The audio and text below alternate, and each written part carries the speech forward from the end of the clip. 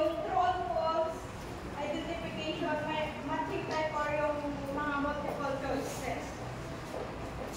The items usually pertain to specific cognitive skills such as recalling, understanding, applying, analyzing, evaluating, and creating.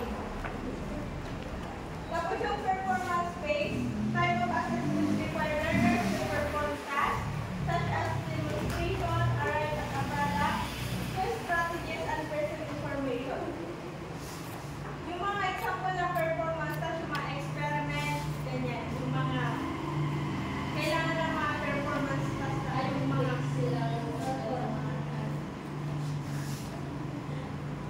yung writing at AC, reporting, yung mga tula, ganyan, mga sayaw, mga performance.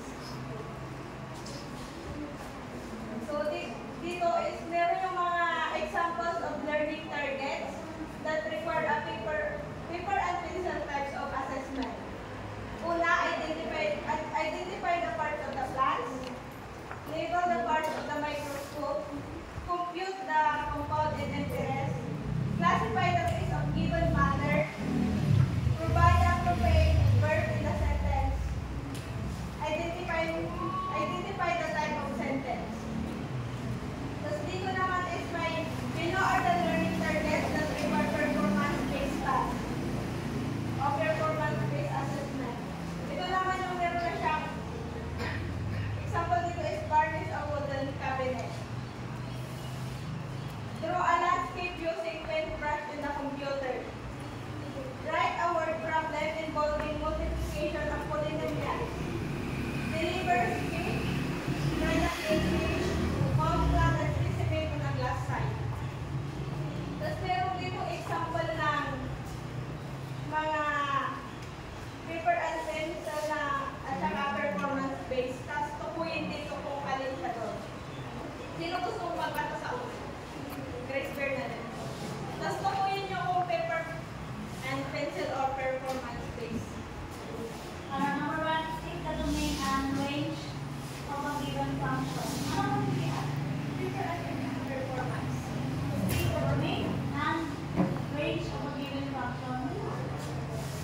Performance. Performance level. Correct. Number 2, Melanie.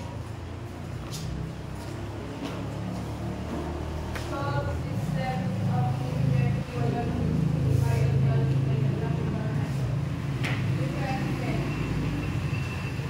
Performance rate. Number 3, living. Let's try it.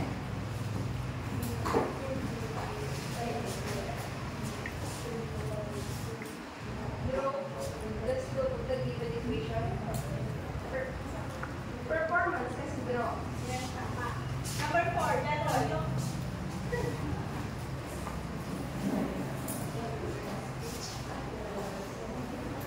Simplify complex fractions.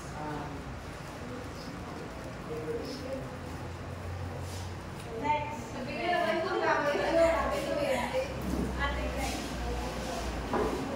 Deliver speech numbers. Coordinate for the performance. Tama.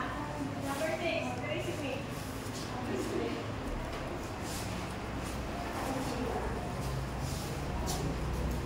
Multiply and divide rational algebraic expression.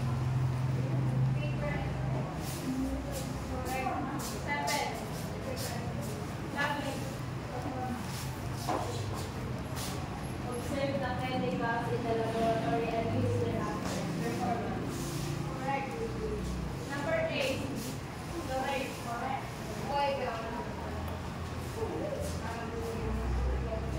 Classical substances according to their chemical extensive or alternative properties.